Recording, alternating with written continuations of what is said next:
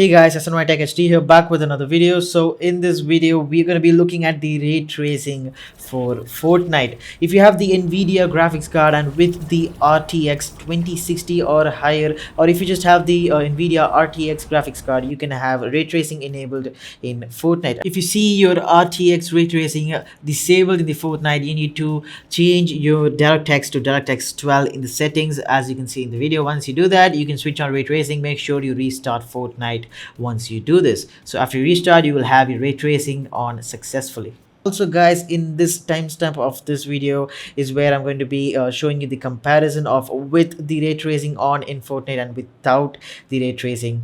So you can skip to that part of the video if you just want to watch the differences during the gameplay. So guys, without any further ado, let's get right into the video. So the minimum requirements for ray tracing for Fortnite is that you would need the DirectX 12, and obviously, as I said, you need the Nvidia RTX graphics card, and apart from that, you need DirectX 12, which you definitely have if you have the Nvidia RTX, and also you need 4 cores or more CPU, and also GPU Nvidia GeForce RTX 2060 or higher. You need to update your Nvidia graphics card if you did not get the ray tracing by now. The ray tracing is now officially out for everyone in the world, so if you did not get it, go to the Nvidia website and update your graphics card. The link is in the description. You can use the link in the description to go to the Nvidia's official driver download. So go ahead and download the exact driver for your RTX and update your driver. You need updated drivers 450.00 or higher, which are supported. Also, you can go ahead and download the official GeForce experience from the Nvidia. The link is in the description to automatically update your Nvidia drivers. And using your GeForce experience, as you can see in the screen, you need to move on to the drivers section on the top next to the home, and here I have my updated drivers. You can check for updates, and GeForce experience is going to take care of all of those, so it's recommended to download this GeForce experience. So guys, the question is, should you use the ray tracing or not?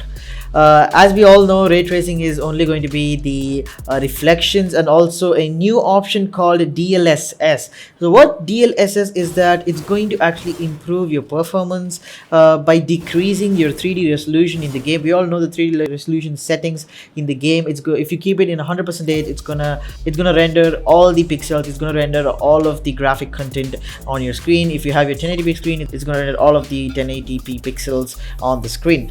Once you decrease the 3D resolution percentage, the game is going to look blurry because it's not going to be rendering all of the pixels, all of the graphic content of your display resolution.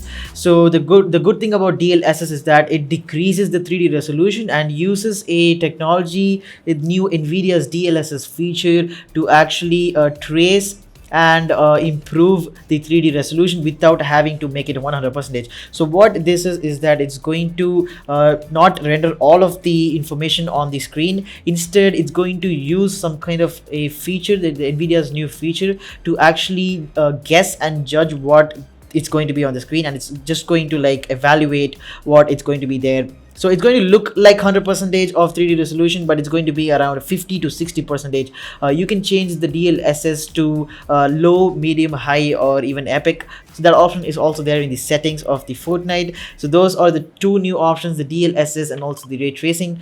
So should you switch on ray tracing and DLSS? So as far as I am concerned, the ray tracing decreases your performance a lot. I am getting around 120 FPS. Normally I have a 144 Hz screen and my average is 120 FPS. I play with a decent amount of graphics, except I don't use shadows and I turn everything to high.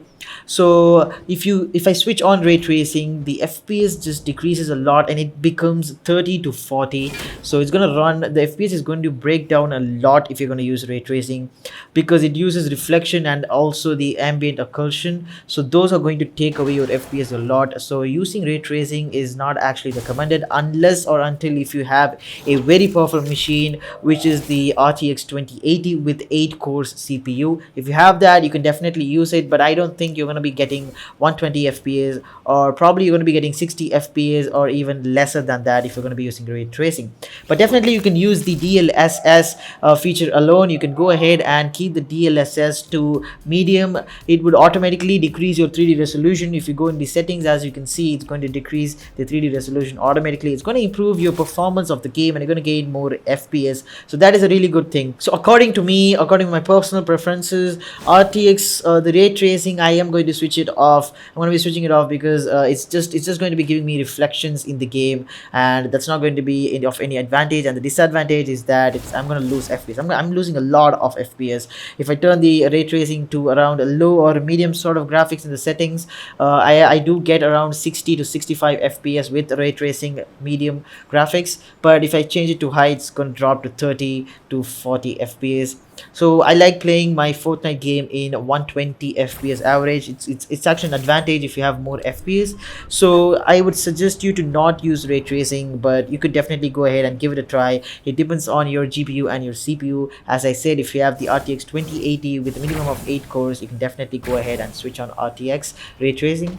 So DLSS, as far as I'm concerned, I'm going to switch it on and I'm going to see how it's actually going to look in the game. The look is definitely going to change. It's not going to be like how the 3D resolution 100% is. The 3D resolution is going to decrease and DLSS is going to do its work.